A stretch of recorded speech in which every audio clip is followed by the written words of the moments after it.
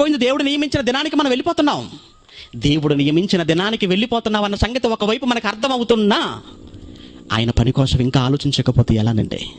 నువ్వు మరణించిన మరుక్షణమే ఆ దేవుని ఎదుట నువ్వు ప్రత్యక్షమైతే దేవుడు మొట్టమొదటగా నిన్ను అడిగే ప్రశ్న ఒకటే, నాయన ఉద్యోగం పూర్తి చేశావా అని అడగడు. నాయన ఎంబీబీఎస్ పూర్తి చేశావా అని అడగడు. ఇంజనీరింగ్ పూర్తి చేసి వచ్చావని అడగడండి. ఇవన్నీ అడగడు. ఇల్లు కట్టించావని అడగడు. అమ్మాయి పెళ్లి చేశావని అడగడు.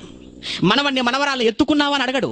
మొట్టమొదట ఆయన అడిగే ప్రశ్న, నాయన నీకు ఇంత ఆయుష్కాలాన్ని ఇచ్చాను కదా తల్లి గర్భంలో, నీ కొరకు ఇన్ని పనులు పెట్టాను కదా, ఎంత పని చేసావు నాయన నా కోసం అని అడుగుతాడు. మీరు ఏం చెప్పగలరు? ఈ రాత్రి మీరు ఆలోచించండి. ఒకవేళ ఇదే రాత్రి మనకు ఆఖరి రాత్రి అయితే, ఈ క్షణం ఇదే రాత్రి మన గుండె చప్పుల్లో ఆగిపోతే, ఈ రాత్రికే మన తుదిశ్వాస విడిస్తే, ఈ రాత్రికే మన శవమైపోతే, ఆయన ముందు మన ప్రత్యక్షమైతే, ఆయన ముందు నిలబడితే ఆయన వేసే ప్రశ్నకు, నా కొరకు మీరు ఏం చేశారు, దేశం కోసం మీరు ఏం చేశారని అడగడు ఆయన. రాష్ట్రం కోసం మీరు ఏం చేశారని అడగడు. నీ భార్య కొరకు ఏం చేశావు, నీ భర్త కొరకు ఏం చేశావు, నీ పిల్లల కొరకు ఏం చేశావు, నీ ఊరి కోసం ఏం చేశావు కాదు, నా కోసం నువ్వేం చేశావు బిడ్డ అని అడుగుతాడు దేవుడు నిన్ను. నా కొరకు ఏం చేశావు? నీ కొరకు అన్నీ ఇచ్చాను కదా, నా కోసం నువ్వేం చేశావు నాయన? నీ కోసం నేను ఏం తక్కువ చేశాను?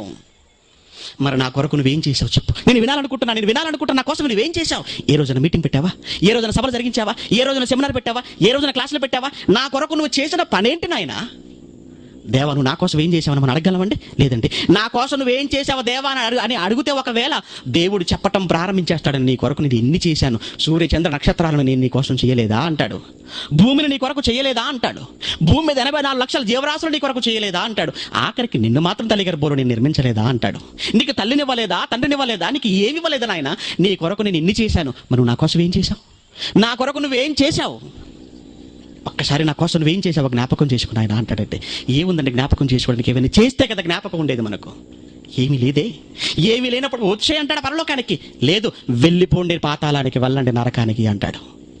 నా కొరకు పని చేశావా, వచ్చేయి పరలోకానికి.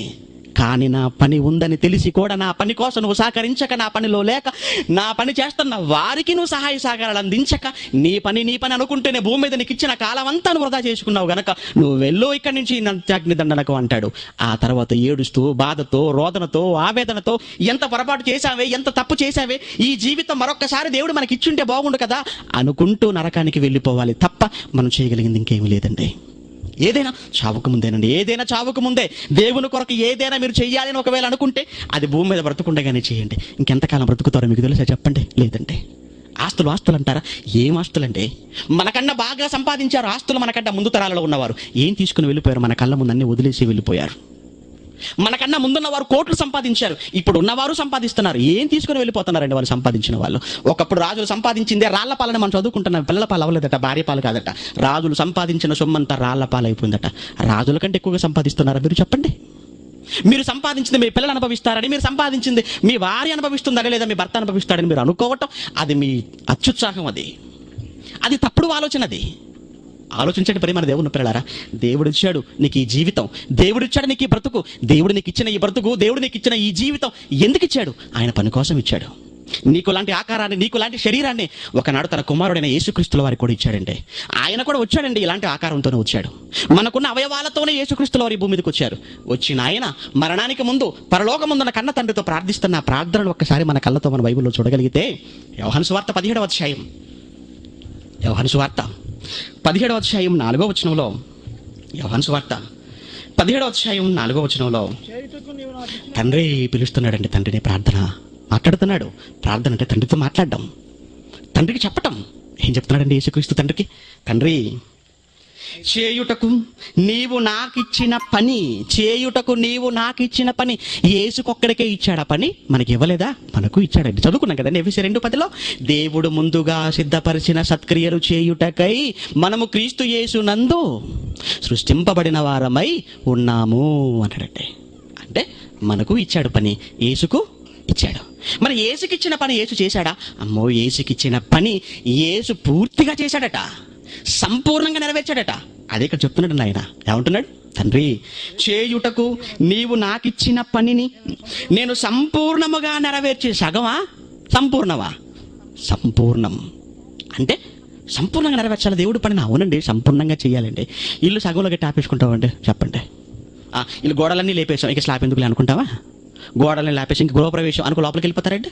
లేదండి, గోడలన్నీ లేపాలి, పైన స్లాబ్ కూడా వేయాలి. సంపూర్ణం సంపూర్ణం. ఏదైనా అన్నం సగంలో సగం తినేసి ఇంకా సగం ఎందుకు లేండి ఖాళీగా ఉంచుకుందాం లేని అనుకుంటామా? టైట్గా తినాలనుకుంటాం. పూర్తిగా పీకల వరకు కక్కితే బయటకు వచ్చేయాలి, అంతవరకు తినాలనుకుంటాం. సంపూర్ణం అంటే ఏది నువ్వు సగం చేయవన్నమాట. ఏ పని చేసినా ఎలా చేస్తావు? సంపూర్ణం. మరి దేవుడి పని సంగతి ఏంటి? దేవుడి పని సంగతి ఏంటంటే కనీసం అసలు ప్రారంభించారా? పరలోకం అన్నది సంపూర్ణంగా నెరవేరిస్తే వచ్చేది. ఇప్పుడు అదే చదువుకుంటున్నాం. తండ్రి, చేయుటకు నీవు నాకిచ్చిన పనిని నేను సంపూర్ణముగా నెరవేర్చి భూమి మీద నిన్ను మహిమపరచితిని. మహిమపరిచాను, నిన్ను గొప్ప చేశాను, నీ కీర్తి ప్రతిష్టతలను ఇనుమడింప చేశాను ఆకాశం అంత ఎత్తుకు. ఎలా? నీవు నాకిచ్చిన పనిని భూమి మీద నేను నెరవేర్చి. కనుక తండ్రి నాకు ఇచ్చేసి, తండ్రి నాకు ఇచ్చే. ఏమి చేయమంటున్నాడు? ఏమడుగుతున్నాడు ఆయన? తర్వాత మాటలు చూడండి, 5వ వచనంలో, తండ్రి, లోకము పుట్టక మునుపు నీ యొద్ద నాకు ఏ మహిమ అయితే ఉన్నదో, లోకం పుట్టక ముందు, జగత్తు పుట్టక ముందు నీ యొద్ద నాకు ఏ మహిమ అయితే ఉన్నదో ఆ మహిమతో నన్ను ఇప్పుడు నీ యొద్ద మహిమపరిచే తండ్రి. తిరిగి మరలా నాకు ఆ వైభవాన్ని ఇచ్చేసే తండ్రి. నాకు ఆ పూర్వ వైభవాన్ని నాకు మరలా ప్రసాదించు తండ్రి. అనగా నీ ఉన్న లోకం, నీ కుడిపార్శ్వమున కూర్చునే భాగ్యాన్ని, నీ కుడిపార్శ్వమున ఆసీనుడయ్యే అదృష్టాన్ని మరలా నాకు ఇచ్చేసే తండ్రి. ఎందుకు? భూమి మీదకి వచ్చిన తర్వాత నీ పనంతా నేను పూర్తి చేశాను. అని యేసుక్రీస్తు ఎవరు అనుకుంటున్నారు? తండ్రికి చాలా ప్రియమైన వాడండి. తండ్రికి చాలా ప్రియమైన వాడు. అవునండి, పరలోకమందున్న కన్న తండ్రికి ప్రియమైన వాడైన యేసే భూమి మీదకి వచ్చిన తర్వాత మరలా పరలోకానికి వెళ్ళాలంటే ఏం చేయవలసిన పరిస్థితి ఏర్పడింది తెలుసా? దేవుడు అప్పగించిన పనంతా పూర్తి చేయవలసిన పరిస్థితి ఏర్పడిందండి. యేసుక్రీస్తుని చూసి ఏమన్నాడు తండ్రి? మనకు తెలుసు కదండి. ఇదిగో ఈయనే నా ప్రియమైన కుమారుడు, ఈయనే ఈయనే ఈయనే అని అర్థం ఏంటి? చదువుకుంటున్నా నువ్వు నేను కాదు. ఈయనే అంటే మీ గురించి మన గురించి అక్కడ అనుకుంటావేమోనని, మన గురించి అనుకుంటావేమోనని. ఇదిగో ఈయనే ఈయనే అంటే అర్థం ఏంటి? నువ్వు నేను